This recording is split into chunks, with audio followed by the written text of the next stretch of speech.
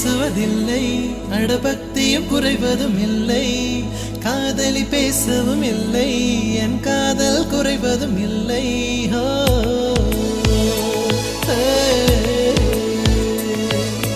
மெல்லினமே மெல்லினமே நெஞ்சில் மெல்லிய காதல் பூக்கும்.